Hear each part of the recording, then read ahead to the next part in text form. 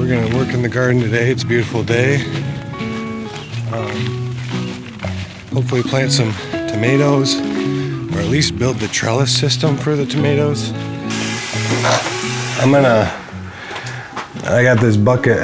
Well, I fill this bucket up with water here. I'm gonna show you. I have one tomato planted in the greenhouse.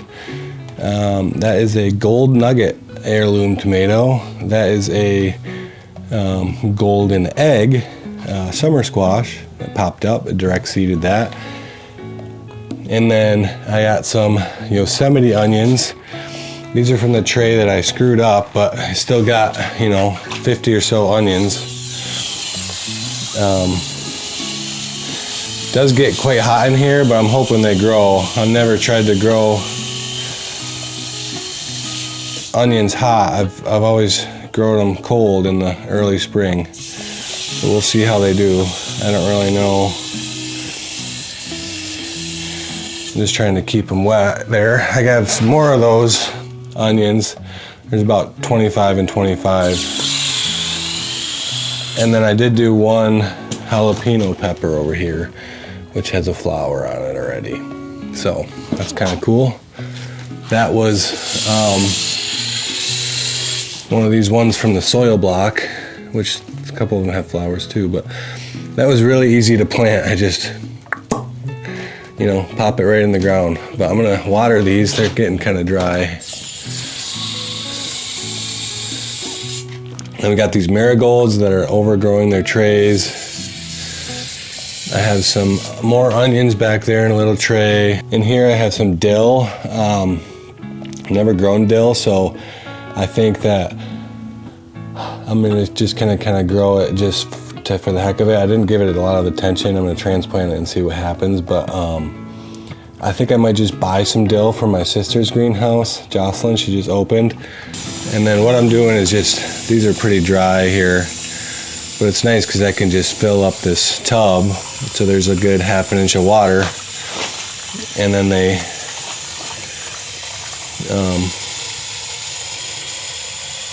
kind of soak it up. They're only going to be in here for a couple more days. These tomatoes are getting pretty big. I've been trying to wait out the weather. We had the other night, it got down to 33 and frost. So I've been keeping them on the drier side, but they're ready to go for sure. And we're gonna put them out in the next couple days and hope they're happy. Oh yeah. Drink up, buddies. See, this is watering from the bottom like this is way better, because it would be really hard to try to water all the plants through all this mess of leaves. Funny story with these tomatoes. Funny, not funny.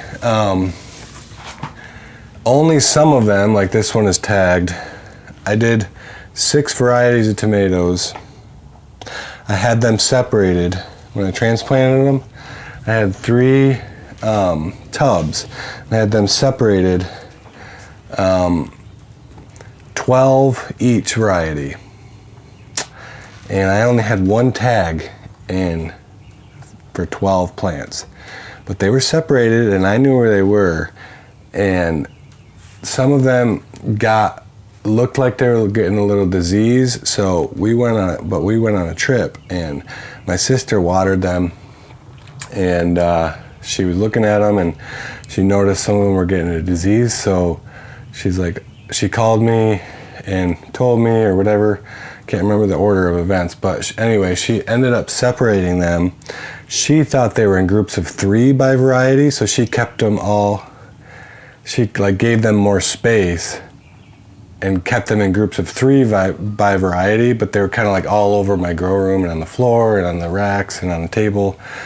And she goes, "Hey, I separated your plants." And I said, "They weren't tagged." She goes, "I know, but I separated them and I kept them together." I go, "Oh, okay." Well, I came home and I looked, and there's tomatoes everywhere, and I was like, "Jessica, what? How do you know which one's which?" she's like, oh, these 3 over here are this. And I was like, there was 12 of each. So she thought there was 3 of each. There was actually 12 of each. So I don't actually know what most of them are because I didn't tag them. So anyway, long story short, there's virtually no way to tell these. I think I know one of them. The little cherry tomato is a little bit more petite leaf, but there's literally no way to tell them by the plant at this stage to my eye. Some of them do look different and I'll think I got it figured out, but then it's just, I don't know. There's no way to tell. And there might be like a sermon illustration in here that I'll spare you, but there's no way to tell until they produce their fruit. The Bible says you'll know them by their fruit, and this is going to be one of those cases. So hopefully it all works out. It might be kind of cool to have, you know, a bunch of different tomatoes, you know, on the trellises. Maybe I'll try to mix them up. Like I said, the only problem is I did have one determinate variety that won't need to be trellised and will need to be some sort of, will be falling over on the ground. So maybe that would be kind of cool to, you know, intermingle them. I don't know, we'll see. Funny story. Thank you, Jessica, for watering my plants while we were gone.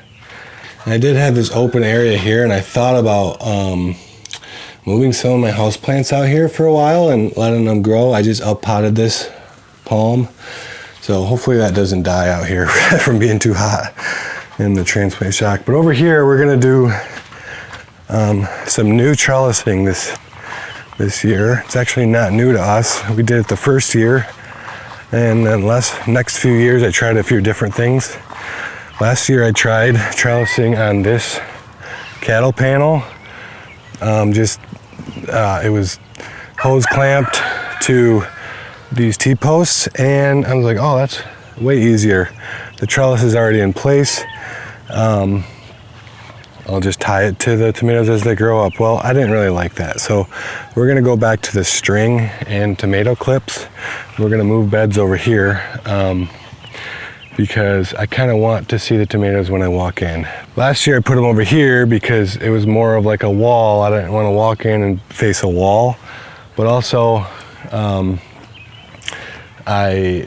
this year I do. So I want there to be height in the middle.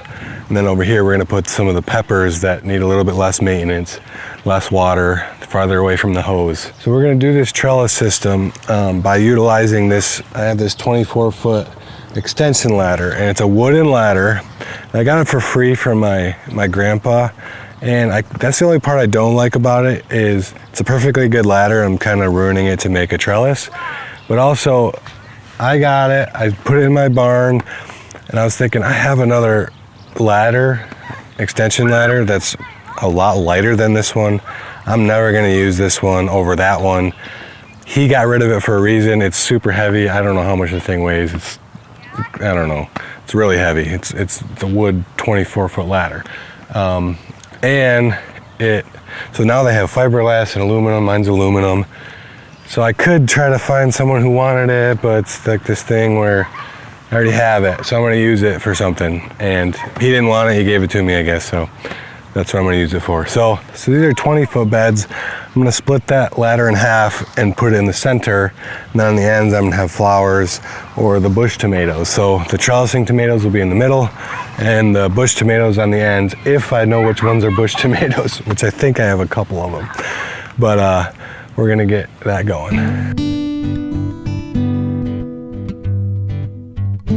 So I'm gonna try to just put these T-posts in. Maybe I'll go on the inside.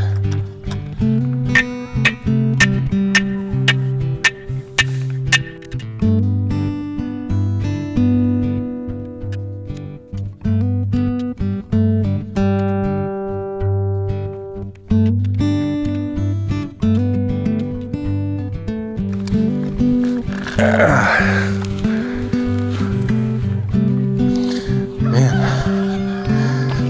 I weigh 250 pounds. You think it would go in farther than that?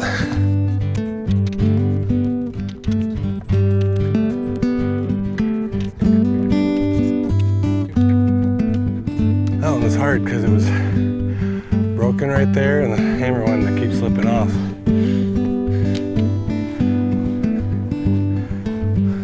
Four more.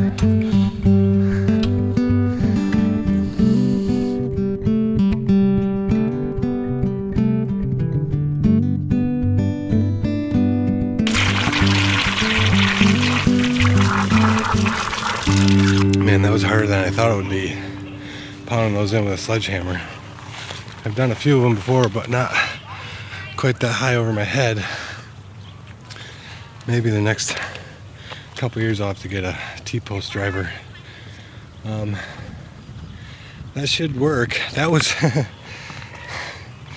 was supposed to be, I didn't even anticipate that being a lot of work. That was just one step in the process. So maybe the next I just tried to drill through the T-post. That didn't work. I tried some heavy-duty self-tappers I had too. That didn't work. So what we're gonna do is use these hose clamps, and I don't have any big enough, but I do have this like kind of make your own hose clamp type thing, and we're just gonna kind of, you know, clamp them to the posts around the ladder. So I think that'll work. Yeah, that'll work. So let's get that on, and we'll try it. I did cut myself already.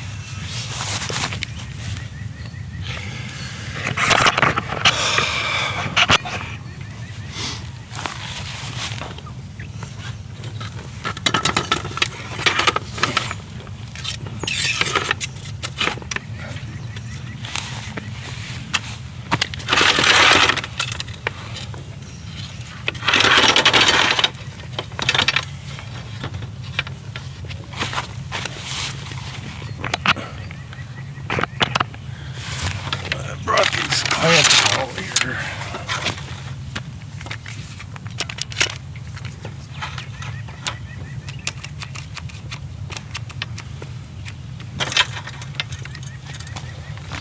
Put some clamps on the other end.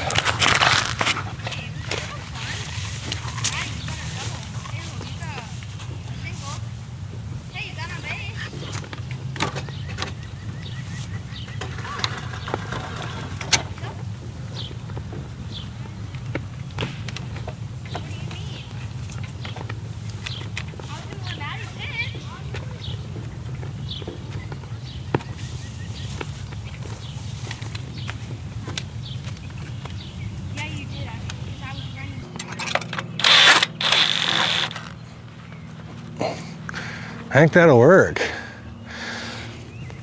I made them too long, if anything. Yeah, that ain't going nowhere. The only problem with this is it doesn't have a ton of lateral strength.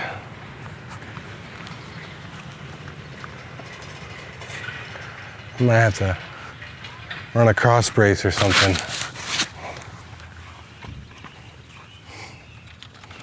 Right there? Yeah, is that what I want to do? I guess. That'll work.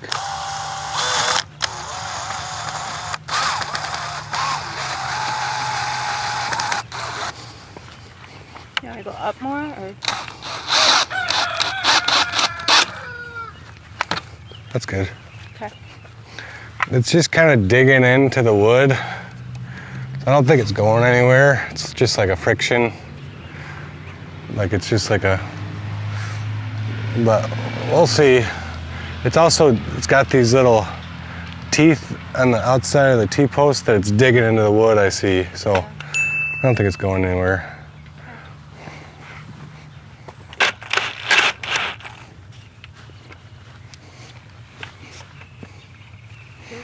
Tight. Yeah, it's not going anywhere.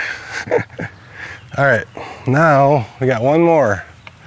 I was thinking maybe we could even like sand it and paint it or something. Black?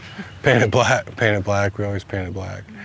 But maybe not. It's kind of cool.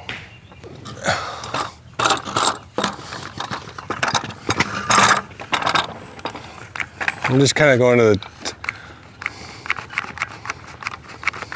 top.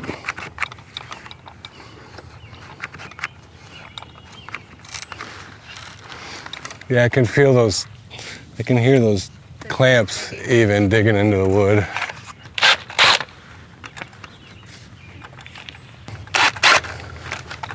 That looks good. Yeah, I like it. That adds a cool height to the garden here.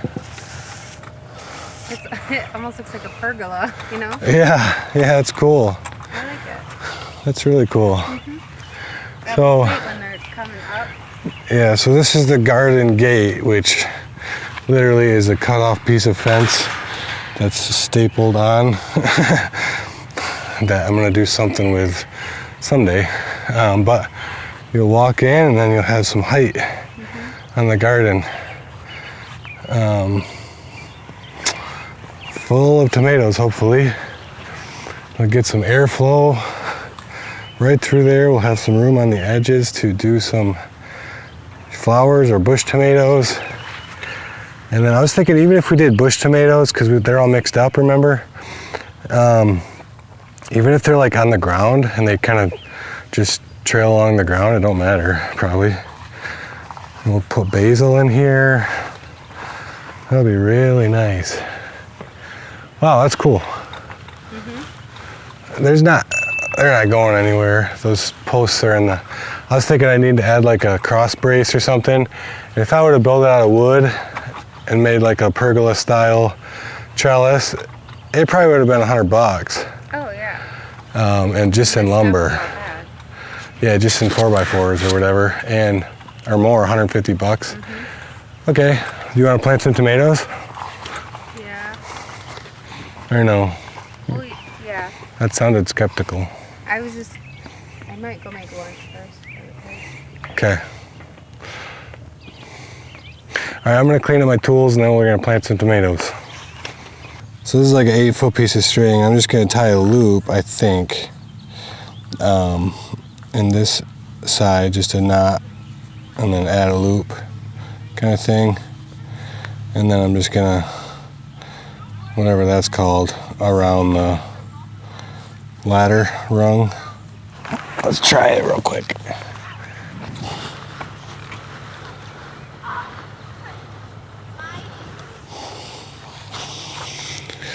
Yeah, then I'll have about 1.5 feet on the bottom. Then the tomato will trellis on here. And we'll get to that in a second, but I'm gonna make a bunch of these strings real quick. Hopefully I have enough here. I think this string's just left over from when we built our house.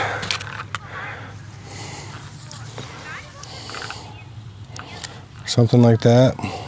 Found it in my barn. I don't really like that it's yellow, but I'm gonna use it for something. You know, if you're just tying a knot like that, so just make a loop and then wrap the loop around your finger. And then what?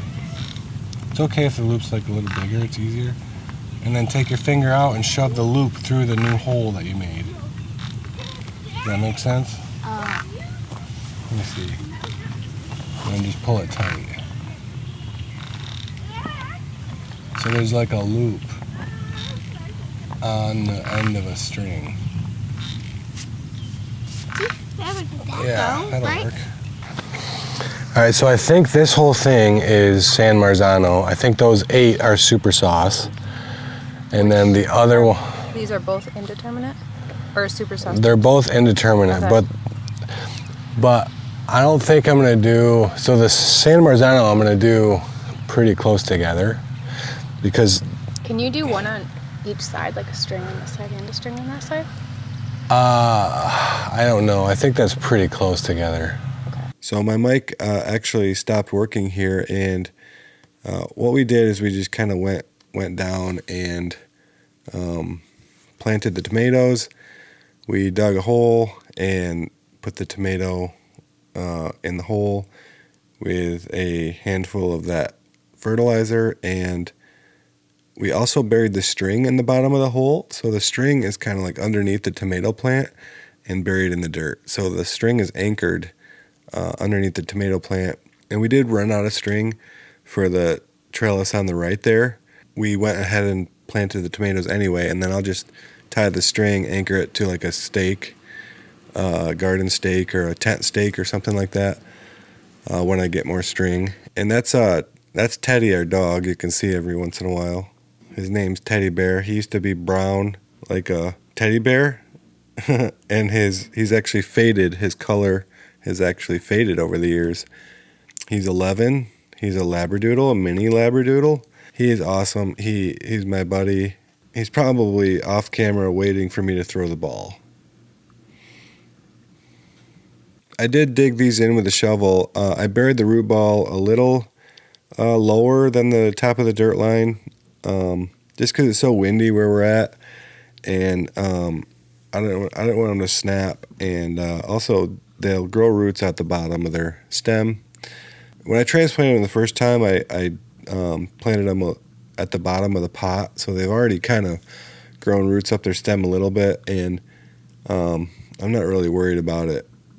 Some people plant them super deep or kind of sideways and then turn the plant up, but we have such a short growing season. We get a ton of tomatoes without doing that.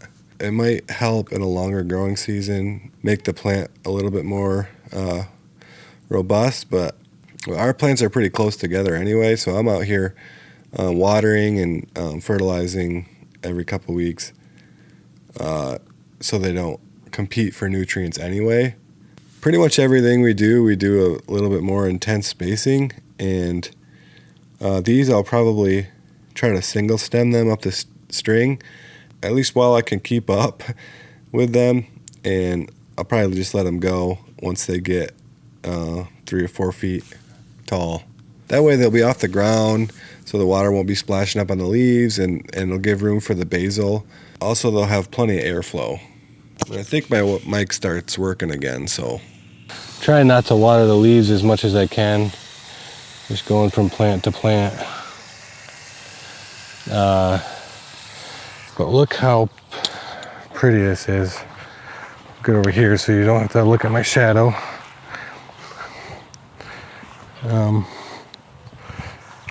Well, I'll show you this one. This one's got strings in it. But each tomato has their own string, and we did alternating basil down the middle. Purple and green. Or it's actually dark opal is what it is. And then there's a couple right here. I planted them really close together because I want to see if they'll work. They're San Marzano. And I kind of hope they just like fall over and start growing on the ground and maybe cover some of the dirt. And then the rest of these I'll prune, but these ones I'm not going to prune. Just see what happens here. And then I'll show you, if you've never seen these tomato clips, I got these a few years ago, and you can reuse them. So I have a whole bag of them. They have a little circle, but then when they clamps, there's a little part in that little V that holds onto the string. So basically you just clamp it onto the string, and when you clamp it, it holds onto the string and kind of holds the tomato with the string. So it's really cool. You just kind of clamp it on the string, clamp it on the tomato, and follow the tomato all the way up the string. I don't have to do these now probably, but I'll just show you. Just like that. It works really well for trellising tomatoes.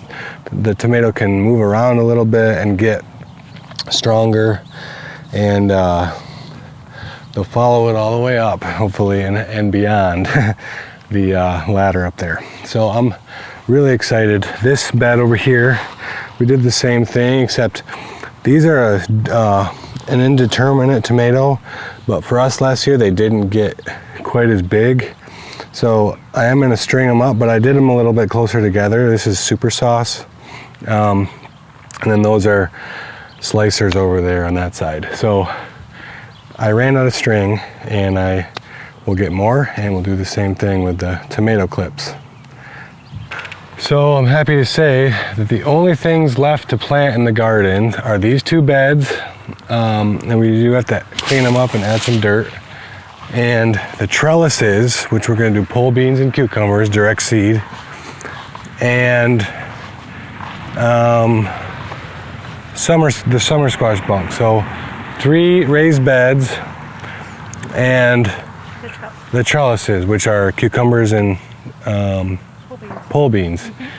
And we might, depending on how much money we have and time, we might add some raised beds over here this year, maybe next. And also we planted, I had grow bags along this fence last year of butternut squash, and I grew them on the fence. I trellised them on the fence. They grew fine. We got dozens of butternut squash, but we're not growing those again this year. Instead, we planted some perennials and loofah gourd. We're going to grow that on the fence. And Cucumber and watermelon. cucumber. Or not cucumber. Cantaloupe. Sorry, 1 cantaloupe and 1 watermelon. Yeah. And then in the greenhouse, hi Teddy, are you having a good day? Are you a good boy? Okay. In the greenhouse, we have another cantaloupe, another watermelon. I did a few of the jalapenos. We got some space there for some future stuff. And then another one of those slicer tomatoes. I don't know what variety it is because they got mixed up. But we saved some of the tomatoes and basil and flowers for some Mother's Day gifts, which is tomorrow. But the next couple of days, I'm going to transplant these, get some tomato cages maybe, and patio pots, and drop them off. Got to get all those peppers in the ground, or most of them. And that is it all we did today? That was a lot, but. Yeah. So we got the tomatoes trellised, and that brings a lot of joy to my heart, because that means there's no more frost, and I can watch these grow and fill out and give height to this part of the garden. And it's just such a nice thing having tomatoes, because they grow so fast. They're good to eat. You know, we're eating them. Today we had tomato soup for lunch from what we grew, and from what we grew last year. So such a satisfying thing to have another couple of beds planted. Thanks for coming along with us, and thanks for watching.